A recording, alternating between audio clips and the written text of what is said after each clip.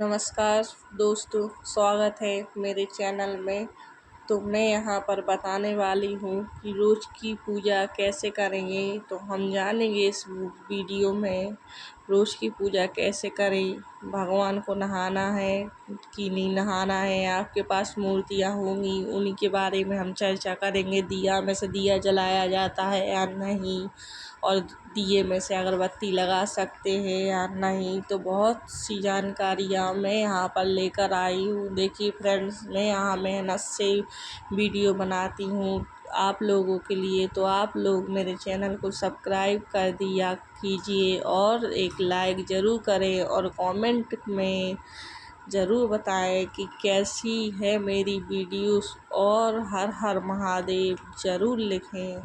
तो मैं यहाँ बता रही हूँ कि दिया में से अगरबत्ती प्रज्वलित कर सकते हैं। दिया हमें दोनों समय धोनी चाहिए, बाती बदलनी चाहिए। समय बहुत अधिक नहीं है, बच्चा छोटा है, कैसे पूजा पाठ करें। मान लीजिए अगर नहीं कर पाते पूजा पाठ एकदम अच्छे तरीके से सही विधि से, तो हमें क्या क्या कर लेना चाहिए, उसमें भी हमें बहुत अधिक लाभ मिलेगा। और मंदिर में हमें किन किन बातों का ध्यान रखना चाहिए, कौन सी चीज़ें हैं जो मंदिर में ज़रूर रखनी चाहिए। शंख हमें कब खरीदनी चाहिए, शंख की पूजा किस विधि से करनी चाहिए, मंदिर में कितनी देवी देवता रखनी चाहिए, प्रतिदिन क्या स्नान कराना ज़रूरी है। मतलब तमाम ऐसे सवाल हैं और मेरे आपके लिए जवाब हैं जो मैं आपको बताऊंगी। आगे वीडियो में बने रहिए।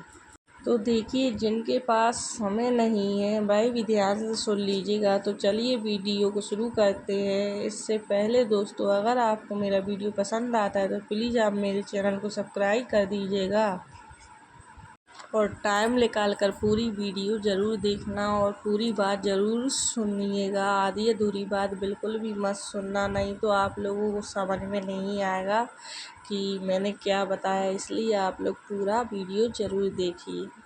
तो सर्वप्रथम फ़ोटो या मूर्ति हमें सबसे पहले रखनी चाहिए गणेश जी की, और दुर्गा जी, विष्णु भगवान जी, और पंच देवताओं में सूर्य देवता की भी फ़ोटो रखनी चाहिए। तो अधिकतर घरों में देखिए सूर्य देवता की फ़ोटो लोग नहीं रखते, कुछ लोग रखते हैं और कुछ लोग नहीं रखते। तो हम लोग तो नहीं रखे, हनुमान जी का रखे हैं। और भी जो भी एक्स्ट्रा देवी देवता हैं उन्हें हटा दीजिए। मंदिर में जो एक्स्ट्रा देवी देवता हो जाते हैं, जैसे कुछ फ़ोटो हो जाते हैं या खंडित हो जाते हैं, खंडित तो आप लोग जानते ही होंगे, उन्हें हम सिरवा देते हैं, नदी या तालाब में सिरवा देते हैं। और जो साबित हैं जिन्हें हमें नहीं रखना है, तो आप उन्हें लाल कपड़े में अच्छे से आराम से बांधकर आप लोग उनको रख सकते हैं।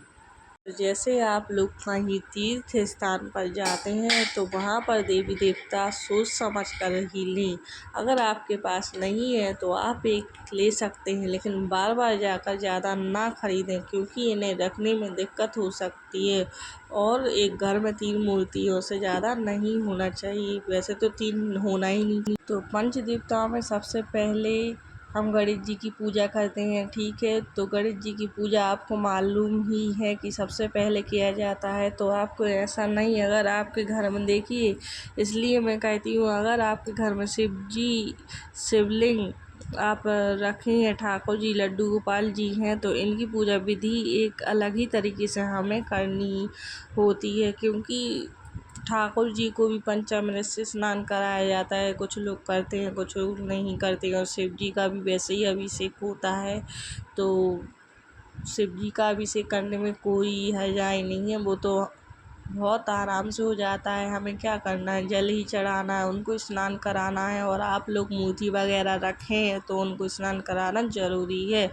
देखिए, मेरे यहाँ तो पीतल की मूर्ति है, तो मैं तो उन्हें रोज़ ही स्नान करवाती हूँ। और मेरे पास शिवलिंग है तो उनका मैं अभिषेक करती हूँ। मेरे पास पंचामृत तो उपलब्ध नहीं हो पाता है रोज़ रोज़, तो मैं क्या करती हूँ, दूध से और अपना जल गंगा जल वगैरह से स्नान करवा देती हूँ। बस इतना ही काफ़ी है मेरे लिए। और चंदन वगैरह लगा देती हूँ शिव जी को, और ठाकुर जी को चंदन ही लगता है। बता दूँ कि चंदन सिर्फ विष्णु भगवान, कृष्ण जी और महादेव को लगता है। आप सिंदूर गणेश जी को लगा सकते हैं, भोलेनाथ जी को मत लगाइएगा। और माता देवी देवता जो माता जी होती हैं, जैसे पार्वती जी हैं, लक्ष्मी जी हैं, इन्हें हम लाल टीका ही लगाते हैं। शिव जी को लाल सिंदूर नहीं चढ़ाया जाता है, आप लोगों को पता ही होगा, ना ही उन्हें हल्दी चढ़ती है। तो ध्यान रखिएगा, शिव जी को सिर्फ चंदन ही लगाना है, नहीं तो आप लोग गलती से भी लाल चंदन लगा दो। हाँ, लाल चंदन आता है वो आप लगा सकते हैं, लेकिन सिंदूर नहीं चढ़ता है, उनको सिंदूर नहीं चढ़ाना चाहिए। तो लाल चंदन आप लगा सकते हैं। कृष्ण जी को भी आप लाल लगा सकते हैं। और देखिए, जो महिलाएं गर्भवती हैं या बूढ़े बुजुर्ग हैं, वो ज़्यादा पूजा नहीं कर सकते हैं, तो शिव जी के मंदिर में जल ही चढ़ाएं तो वो भी उनके लिए बहुत अच्छा रहता है, क्योंकि हर किसी की बस की बात नहीं रहता है। तो ऐसे में आप लोग ज़्यादा पूजा मत करिएगा, जिस पे होता है वो कर लीजिए, और जिस पे नहीं होता है वो मत कीजिए। और आप धीरे धीरे सब कुछ आराम से कर सकते हैं। जिनके बच्चे हैं वो क्या कर सकती हैं, जिनके बच्चे हैं वो ये कर सकती हैं, सुबह स्नान करके वो तुलसी माता को जल चढ़ा सकती हैं। सबसे पहले यही कार्य कर सकती हैं। अगर आप सूर्य देव को जल चढ़ाते हैं तो सूर्य देव को जल चढ़ा लीजिए, इसमें कोई बुराई नहीं है। आप जा तो रही हैं तो उसमें से सूर्य देव और तुलसी माता को जल चढ़ा सकती हैं। और आपके छत पर कोई गमला हो, उसमें एक काम करिएगा, आप लोग एक शिवलिंग रख दीजिएगा छोटी सी। अगर आपके यहाँ समय नहीं लगता, किसी किसी घर में समय नहीं लगता है, पता नहीं क्यों ऐसा होता है, लेकिन कहीं कहीं समय नहीं लगता है, तो आप एक काम कर सकते हैं, सदाबहार का पेड़ आता है उसको लगा सकते हैं। ये बहुत बड़ा हो जाता है, तो इसमें भी आप शिवलिंग रख सकते हैं।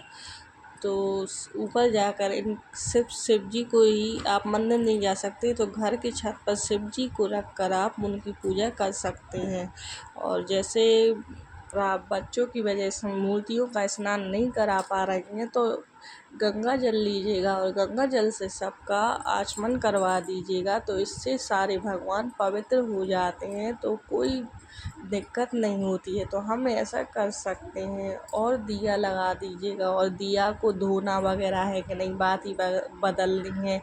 तो देखिए, सुबह सुबह तो हम दिया मानते ही हैं और बाती भी नहीं लगाते हैं। और रही बात शाम की, तो वो आपके ऊपर है, आपको जैसा टाइम मिलता है। मैं यहाँ पर मना नहीं कर रही हूँ, आपको जैसा टाइम मिलता है वैसा कर लीजिए।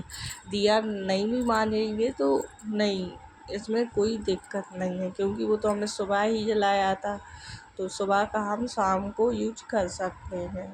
तो आप बाती नहीं लगाना चाहते तो उसमें बाती नहीं लगा सकते हैं, और दूसरे दिन तो हम मान ही लेते हैं, तो इसमें कोई दिक्कत नहीं है, आप ऐसा कर सकते हैं। और दिया में से दिया जलाने का, तो देखिए फ्रेंड्स, दिए में से दिया जलाना अशुभ होता है, तो हमें दिया में से दिया कभी नहीं जलाना चाहिए। हाँ, अगरबत्ती हम जला सकते हैं, दिए में से हम अगरबत्ती जला सकते हैं, इसमें कोई बुराई नहीं है, क्योंकि मैं खुद दिए में से जलाती हूँ, मुझे इसमें कोई दिक्कत नज़र नहीं आई है। मंदिर भी हम जाते हैं तो हमें कुछ नहीं मिलता है, जैसे माचिस वगैरह नहीं होती हमारे पास, तो हम दिया में से ही अगरबत्ती वगैरह जला लेते हैं।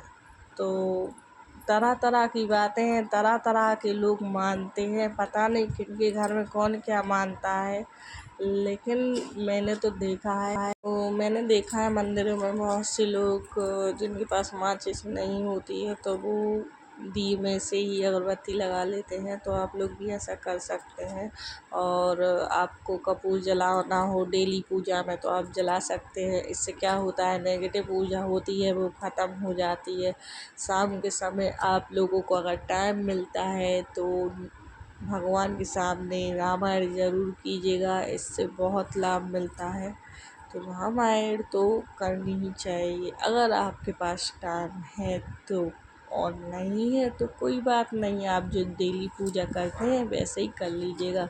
लेकिन ये ज़रूर करना है कि छत पर एक शिवलिंग ज़रूर रखिएगा। जैसे हम मंदिर नहीं जा पाते, बच्चों के कारण हम बहुत परेशान हो जाते हैं, तो इसमें भी हमें बहुत पुण्य मिल जाता है। तो आप शिवलिंग एक छत पर एक गमले में ज़रूर रखिएगा। हो सके तो समी लगाइएगा और समी में शिव जी रख कर आप शिव जी की अच्छे से पूजा कर सकते हैं। और आप ऐसा नहीं करना चाहते हैं तो आप घर पर शिवलिंग बना सकते हैं। आपके पास मिट्टी होगी तो आप मिट्टी का शिवलिंग बना सकते हैं घर पर।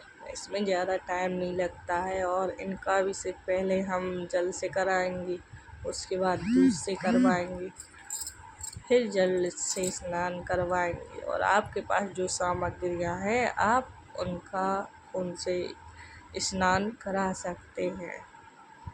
तो मंदिर जाने की टेंशन ख़त्म, सब पुण्य आपको मिल जाता है, क्योंकि भगवान भाव के भूखे होते हैं, सब जानते हैं वो। खास करके गर्भवती महिला और जिनके पास बच्चे हैं या बुजुर्ग लोग हैं जो मंदिर जाने में परेशान हो जाते हैं, वो ऐसा कर सकते हैं। तो कैसा लगा आपको? इस साधारण सी पूजा मैंने आपको बताई है। और कुछ जानना चाहते हैं तो मुझे कमेंट करें और कमेंट में हर हर महादेव ज़रूर लिखें। देखने के लिए धन्यवाद। बस आप लोगों से विनती है कि मेरे चैनल को सब्सक्राइब ज़रूर कर दीजिएगा, क्योंकि मुझे खुशी होती है कि आप लोग मेरी बातें जानने में इच्छुक हैं।